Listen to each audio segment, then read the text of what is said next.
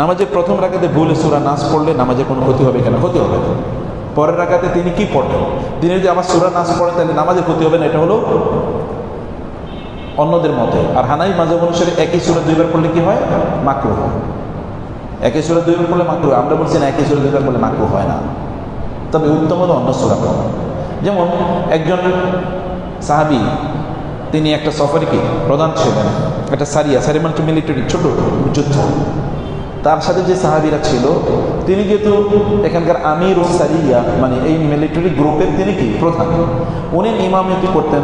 প্রত্যেক নামাজে কোন সূরা পড়তেন? প্রত্যেক রাকাতে সূরা ইখলাস। প্রত্যেক রাকাতে সূরা ইখলাস পড়তেন কিনা? রাসূল সাল্লাল্লাহু আলাইহি ওয়াসাল্লামকে যখন এসে সাহাবীরা বললেন কি ইমাম দিয়েছেন, সব রাকাতে একটাই সূরা পড়ে। রাসূল সাল্লাল্লাহু আলাইহি ওয়াসাল্লাম তাকে ডাকলেন, কি ব্যাপার, তুমি একটাই সূরা পড়ো কেন সব রাকাতে? তিনি বলছেন আমি সূরাটিকে প্রচন্ড ভালোবাসি। রাসূল সাল্লাল্লাহু আলাইহি ওয়াসাল্লাম বললেন, তোমার এই সূরার ভালোবাসাই তোমাকে জান্নাতে নিয়ে যাবে। শরীয়ত যিনি প্রণেতা, শরীয়তের প্রবক্তা, নবীদের জন্য কোনো ইনফরমেশন হাইড করে এটা হারাম। কোনো তথ্য হাইড করে কি? ওমা হুয়া আলাল গায়বি বিদানীন। রাসূল ইসলাম তিনি গায়েবের ইস্যুগুলো কোনো কিছু হাইড করে রাখতেন না, মানে এটাকে তিনি কৃপণ ছিলেন, সব বলতেন। এক। দুই নম্বর বিষয় হলো, যখন যে আলোচনা করা উচিত এটা এখন না করে পরে করো, নবী রাসূলদের জন্য জায়েজ। অতএব এইখানে যদি একই সূরা দুইবার পড়া মাকরুহ হতো, তাহলে রাসূল ইসলাম তাকে বলে দিতেন, তবে তুমি কাজটা ঠিক করবে, এটা বলে দিতেন। কিন্তু এরকম কোনো বর্ণনা আছে? কোনো বর্ণনা নাই। অতএব এটি করা সমস্যা না। আর যারাই কথা বলেন তারা কিন্তু আবার দেখবেন লাইলাতুল কদরের সূরা একলা যেন 10 বার পড়া হয় প্রত্যেক রাকাতে, এই কথা বলে কিনা তারা? তার মানে তাদের বক্তব্যগুলো কন্ট্রাডিক্টরি। অতএব এই বক্তব্য ঠিক না।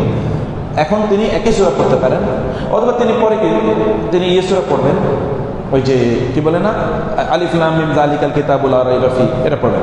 যদি তিনি না পারেন তাহলে সূরা ইখলাস পড়বেন, সূরা ফালাক পড়বেন। এখন আপনি বলবেন যে উল্টা হয়ে গেল না, নিচ থেকে উপরে। নিচ থেকে উপরে যাওয়া জায়েজ আছে। সহিহ বুখারী হাদিস, রাসূলুল্লাহ সাল্লাল্লাহু আলাইহি ওয়াসাল্লাম প্রথম রাকাতে তিনি কি প্রথমে তিনি পড়লেন কি সূরা বাকারা, তারপর সূরা নিসা, তারপর সূরা আল ইমরান। তাহলে বোঝা যাচ্ছে এরকম ভাবে পড়ো জায়েজ আছে। আল ইসলামু ইউসরুন, ইসলাম কি সহজ। আদ-দীনু ইউসরুন ওয়ালা ইউশাদ্দু-দ্দীন আহাদুন ইল্লা গালাবাহু। ইসলামকে আল্লাহ সহজ করে দিয়েছেন। যারা কঠিন বানাতে চায় ওই ইসলামই তাকে কি করবে? পরাজিত করবে।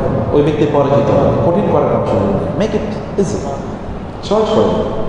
ইয়াসসিরু ওয়ালা তুআসসিরু, সহজ করো, কঠিন করো না। বাশশিরু ওয়ালা তুনাফিরু।